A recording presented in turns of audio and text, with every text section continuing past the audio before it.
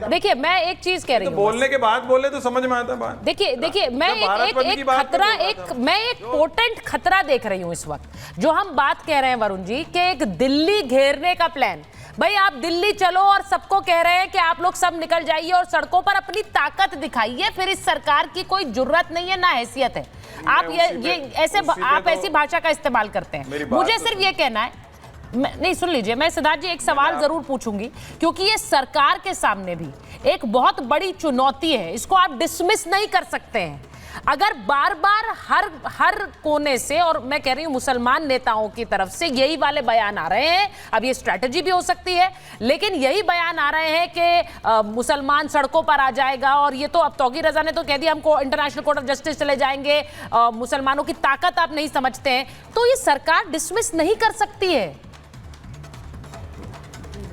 सुजाता जी, ये देश के आगे चुनौती है, केवल सरकार के आगे नहीं, क्योंकि ऐसे लोग जो संविधान और कानून से नहीं चलते। और मैं बड़ी एक टेक्निकल बात बोलता हूं, अभी बिल आया नहीं है, बिल पास नहीं हुआ, देश के लोगों ने देश की संसद में चुनकर अपने प्रतिनिधियों को भेजा है। आपकी सरकार है राजस्थान में, केंद्र में आपकी सरकार है, रेफर करी गई।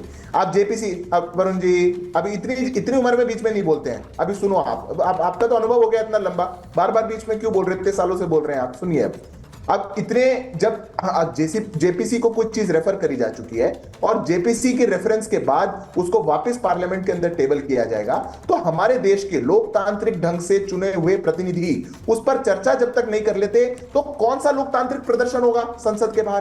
किसको धमकाने का काम है ये? अरे बिल आया है भी नहीं, अभी बिल पर चर्चा नहीं हुई, जेपीसी की रिपोर्ट नहीं आई, बिल पर वोटिंग नहीं शुरू हुई है, बिल पास नहीं हुआ, आप कह रहे लोकतांत्रिक ढंग से। लोकतांत्रिक तरीका पूरा तो होने दीजिए, लोकतांत्रिक प्रक्रिया है इस देश में, संविधान है हमारे पास, हमारे रूल्स हैं, हमारे नहीं समझ में आएगा और उसके अनुसार चीज चल रही है। क्यों नहीं कर सकता धरना प्रदर्शन? अगर होगा क्यों नहीं ज्ञापन दे सकता, क्यों नहीं मीटिंग कर सकता? आएंगे तो ठीक है, बिल आएगा अगर नहीं माने तो ये दिक्कत है सुचारिता जी, ये नहीं माने तो जो कहानी है ना, ये दिक्कत, क्योंकि नहीं माने तो हम देश को हम जाम कर देंगे, दिल्ली को जाम कर देंगे, ऐसा हो जाएगा वैसा हो जाएगा, 15 मिनट, इनकी तो इतिहास लंबा है ना। तो ये जो बात है, मैं मानता हूं ये बहुत बड़ी एक चुनौती है, पर सरकार ऐसी हर चुनौती से निपटने के लिए बिल्कुल तैयार है और आने दीजिए चुनौती। इनको भी पता है कि सत्ता कौन सी है और इनको भी पता है कि इनके आरतियों से स्वागत नहीं होगा। अगर कोई भी देश को बांटने की और देश को विभाजित करने की, देश को डराने की बात करेगा, तो सरकार उसको उसके लहजे में जवाब देने का काम करेगी।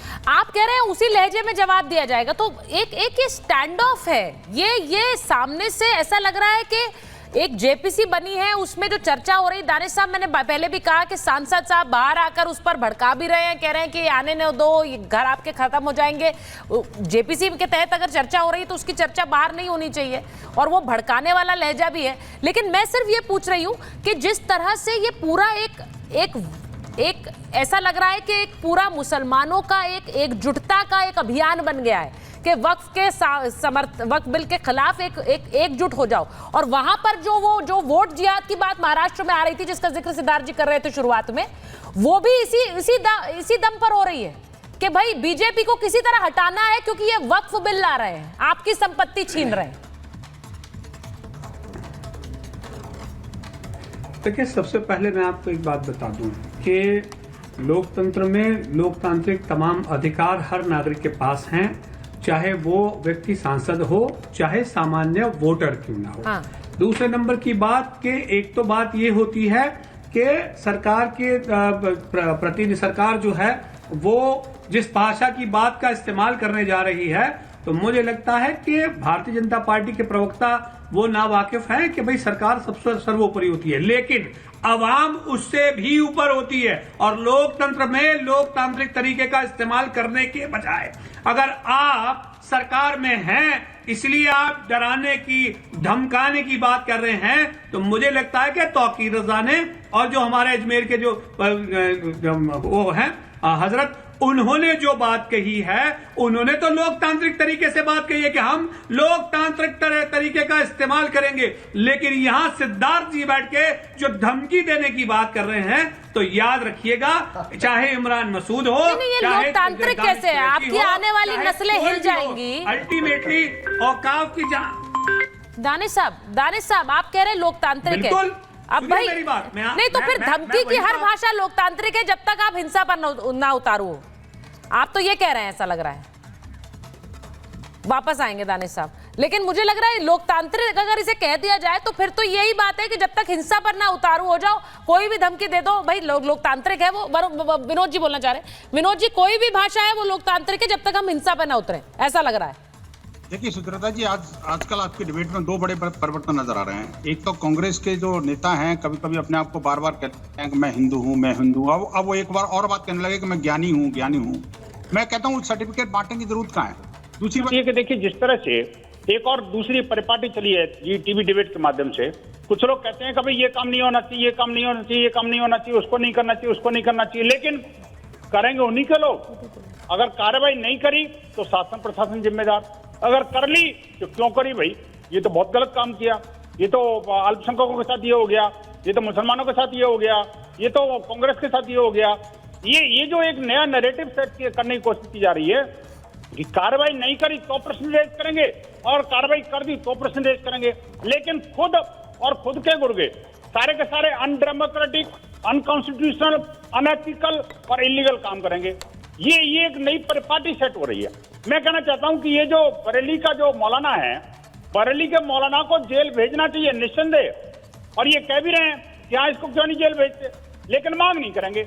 मैं चैलेंज करता हूं सारे आपके पैनलिस्टों को कि ये कहें कि हाँ ये मौलाना ने गलत बोला है, देश के विरुद्ध जो है ना गृह युद्ध की एक तरह से ऐलान किया है, ऐसे मौलाना को तुरंत जेल भेजना चाहिए। और ये सारे के सारे जो मुस्लिम जमाती है, फिर तो कार्रवाई तो वहीं की सरकार करेगी ना। वो भी कह रहे थे थोड़ी देर पहले, भाई राजस्थान में अगर वो बोले हैं जयपुर में, तो राजस्थान की सरकार कार्रवाई करे, फिर क्यों नहीं कर रही कार्रवाई? ये बोलने से क्या होगा? मैं कह रहा हूँ, देखिए मैं कहता हूँ सरकार कार्रवाई करे, लेकिन ये राजनेताओं की भी तो मांग होनी चाहिए ना, विपक्ष के नेताओं की मांग होनी चाहिए, पक्ष के नेताओं की मांग होनी चाहिए। मैं कहता हूँ उसको गिरफ्तार करना चाहिए, लेकिन प्रश्न ये है कि ये कह देना कि सरकार गिरफ्तार नहीं करेगी, सरकार जिम्मेदार है। आखिरकार जो दानिश जी 10 मेरे पास समय बिल्कुल नहीं है, 20 सेकंड सर, 20 सेकंड मेरे पास समय नहीं है। दानिश जी जल्दी से दानिश जी। देखिए मैं ये पूछ रहा हूं कि कानून व्यवस्था बनाना जिस राज्य की सरकार की जिम्मेदारी है, उसके बजाय वो ये पूछ रहे हैं कि कौन आके कहेगा कौन। दूसरी तरफ सिद्धार्थ जी जो है वो ये कह रहे हैं कि अगर आएंगे तो वहां पर सर अगर कार्रवाई हो जाएगी तो फिर आप भी यही कहेंगे कि देखिए मुसलमानों ने अपनी हक की आवाज उठाई तो उन्हें जेल में डाल दिया। अब उसे तब ये नहीं कहा जाएगा कि ये धमकी की बात है, ये कहा जाएगा हक की आवाज के लिए देखिए जेल में डाल दिया गया। अब सोचना सबको है, सबको मिलकर सोचना है कि इस देश को हम किस दिशा में आगे ले जाएंगे, क्योंकि देखिए ये बयान जो है ये सिर्फ और सिर्फ इस वक्त तनाव पैदा कर रहे हैं इस देश में आने वाले समय को लेकर। बहुत बहुत धन्यवाद आप सबका महाभारत में जुड़ने के लिए।